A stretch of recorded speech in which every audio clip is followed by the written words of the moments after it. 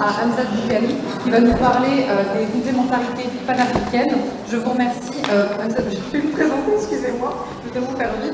Donc Hamzat Boukali est docteur en histoire et c'est un auteur très proéminent. Il est secrétaire général de la Ligue panafricaine Limoja. Il travaille sur la construction des programmes politiques, économiques et socioculturels panafricains. Hamzat Boukali.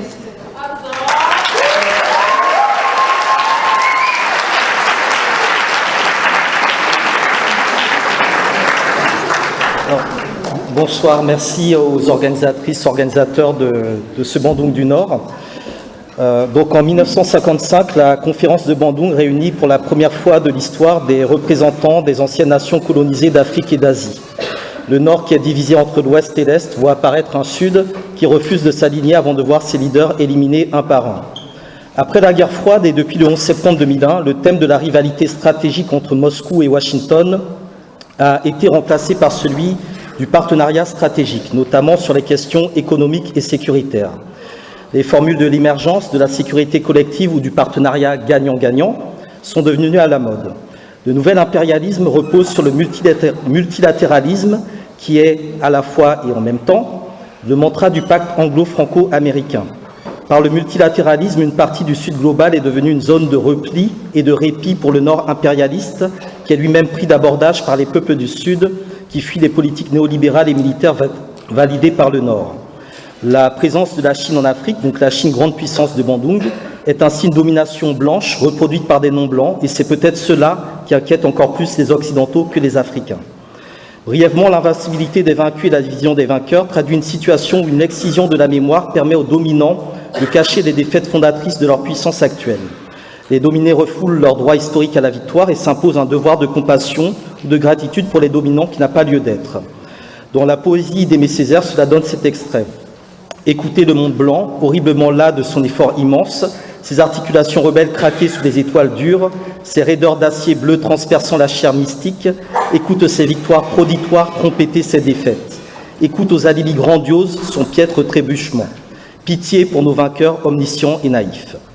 Un exemple politique est comment l'idéologie des commémorations de l'abolition de l'esclavage censure l'indépendance de la première République noire d'Haïti en 1804 qui marque la naissance du panafricanisme. Napoléon, à l'origine de la Grande Armée, des grandes écoles, du Code civil, de la Banque de France, du Concordat et de toutes les institutions qui fondent l'impérialisme français, a essuyé une défaite historique face à des Africains. Enseigner dans les écoles africaines comment nos ancêtres ont vaincu la plus puissante armée française de l'histoire produirait rapidement des générations de dirigeants anti-impérialistes qui n'auraient aucun complexe pour expulser les bases militaires françaises en Afrique. Ce qu'on appelle également communauté internationale est né en 1804 quand la France, l'Angleterre, les États-Unis, l'Espagne et la Prusse se coalisent pour bloquer par la dette Haïti, qui a néanmoins apporté son soutien à la libération des colonies sud-américaines avec Simon Bolivar. Depuis, le panafricanisme est historiquement un anti-impérialisme qui ne se fonde pas sur le multilatéralisme, mais sur la multipolarité. Les complémentarités panafricaines visent à relier les sociétés politiques africaines et les diasporas en tant que communauté politique pour en finir avec les diplomaties bourgeoises et hostiles à l'esprit de Bandung. Quand il apprend la tenue de la conférence, Malcolm X appelle les leaders afro-américains à organiser l'équivalent de Bandung dans le quartier de Harlem. Convaincu que la solidarité culturelle entre les nations africaines et asiatiques mènera à une alliance économique fondée sur un nouvel ordre mondial plus juste, Malcolm X estime que la dimension religieuse et spirituelle de Bandung est une force politique. Le culturel, le politique et le spirituel, autant de thèmes sur lesquels l'Afrique ne doit pas être le maillon faible. Dès 1956, le congrès organisé par Présence africaine à la Sorbonne constitue le Bandung culturel du monde noir. En 1958, les conférences panafricaines d'Accra constituent un Bandung politique. En revanche, les perspectives spirituelles sont plus complexes, notamment pour les diasporas africaines qui n'ont pas conservé le lien linguistique ou religieux avec leurs origines. Dans les années 70, le paradigme de l'afrocentricité construit de nouvelles formes d'empathie, des ressources symboliques par lesquelles l'Afrique continue à produire des éléments qui permettent aux personnes vivant en dehors d'elle depuis plusieurs générations de se reconnaître en elle et donc de se décoloniser tout en étant en Occident. Dans l'esprit de Bandung, la foi qui anime les peuples n'est pas une croyance mais une discipline intérieure. Nous devons nous faire violence car nous avons été anesthésiés trop longtemps. Après avoir obtenu l'indépendance politique, l'autodétermination s'est heurtée à l'impérialisme classique, mais aussi à l'absence de projet culturel. L'absence d'idéologie, Fanon en parlait comme de la plus grande menace guettant l'Afrique indépendante, a placé l'impérialisme culturel comme point d'entrée du pouvoir politique. La culture de l'ancien colon est devenue le produit de séduction et la courroie de transmission et de reproduction des bourgeoisies compradores africaines.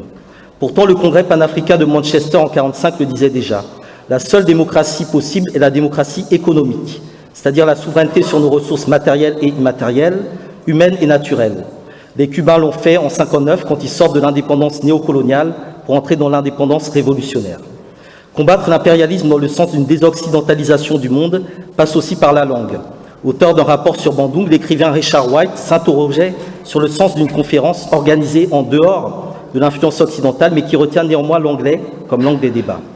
Sur ce point, le projet linguistique panafricain défend une restauration des humanités classiques africaines, l'enseignement pour toute l'Afrique du swahili comme langue de communication et la conservation des langues africaines de la diaspora comme le martiniquais, qui n'est pas un dialecte mais bien une langue.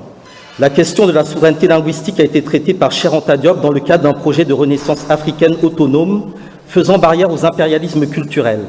Avec la pensée endogène de Joseph Kizerbo, l'activisme radical de Walter Rodney et l'engagement passionné de Thomas Sankara, ce sont quelques exemples d'une renaissance africaine qui n'a pas attendu la décolonialité pour surgir et qui pourrait enrichir justement le terrain de rencontre décoloniale.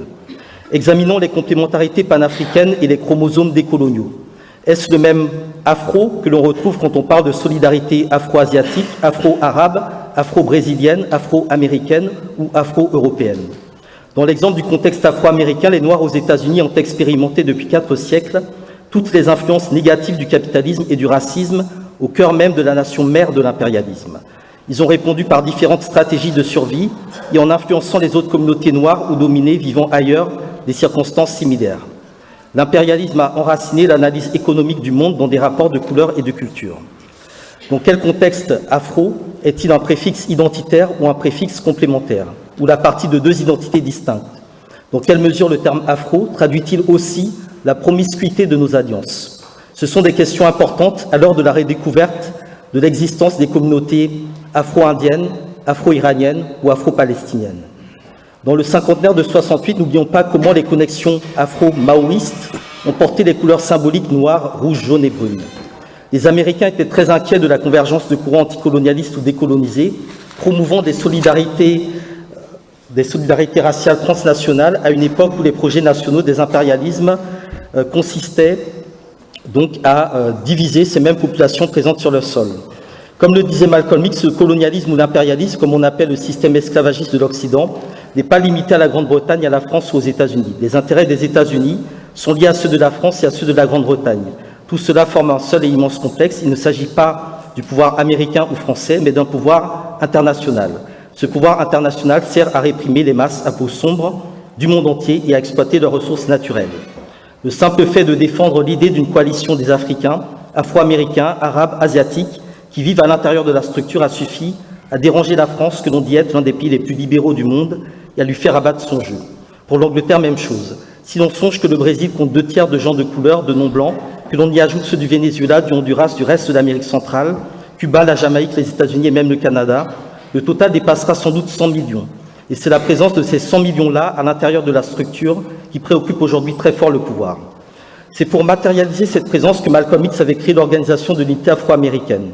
C'est aussi au lendemain de cette déclaration, dans l'Angleterre des années 60, qu'un Bandung du Nord était apparu quand les populations noires venues d'Afrique et de la Caraïbe ont solidarisé avec les populations venues d'Inde, du Pakistan et du Sri Lanka, qui vivaient également le racisme sans être pour autant perçus comme noirs.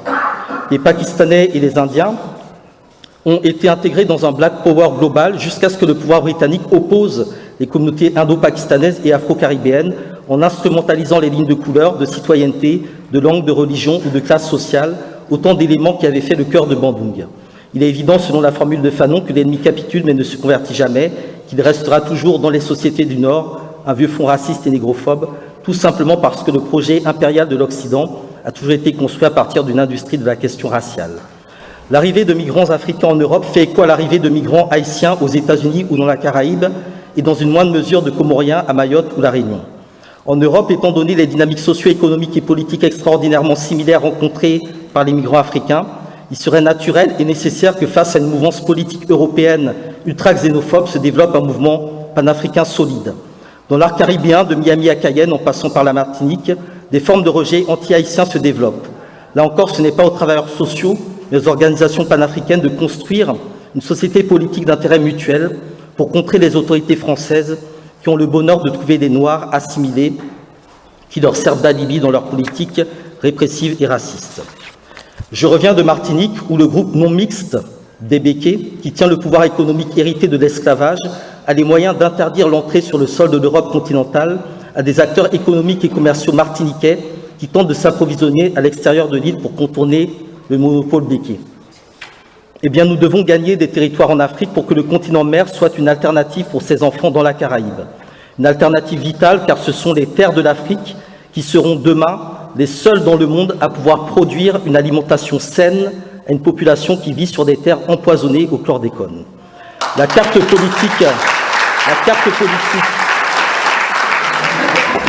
politique du monde a changé depuis l'époque du Bandung historique. Les idées, les peuples, les circulations, les technologies, les économies, les géographies. Contre nous, l'impérialisme prend l'espace pour créer le mouvement. Il prend les terres des uns pour y planter ses intérêts. C'est le principe de la colonisation.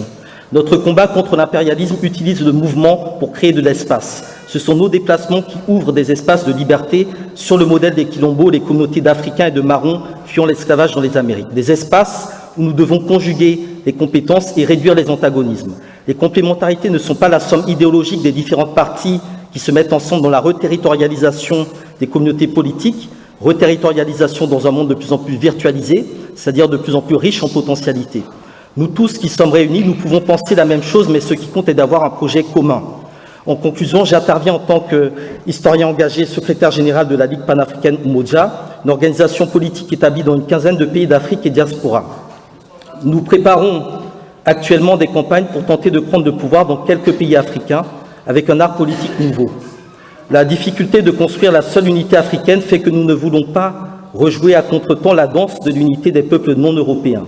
Au lendemain de Bandung, la réelle politique a brisé la romance afro-asiatique avec une Asie éclatée en plusieurs identités, arabes, perses, chinoises, indiennes, etc., et une Afrique résumée à la seule couleur noire.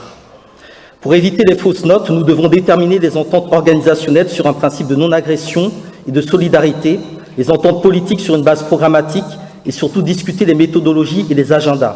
Quelles sont les exigences politiques de nos présences ici ce soir ? Il s'agit pour nous, militants panafricains, de nous organiser de manière autonome pour être nous-mêmes nos premiers soutiens et les meilleurs soutiens des autres, c'est-à-dire pour ne pas être à la charge des autres. Personne d'autre que les Africains, personne d'autre que nous-mêmes ne viendra relever l'Afrique, mais une émancipation de l'Afrique aura un impact pour les Africains qui sont partout dans le monde. Nous devons voir comment fonctionnent nos ressources respectives, comment se porter assistance mutuelle à partir de modèles de développement sur la base de transferts de ressources ou de fonctions dans le cadre d'une internationale solidaire, polycentrée et comparative. Umoja Nguvu, l'union fait la force, c'est ensemble que nous combattons l'impérialisme. Je vous remercie.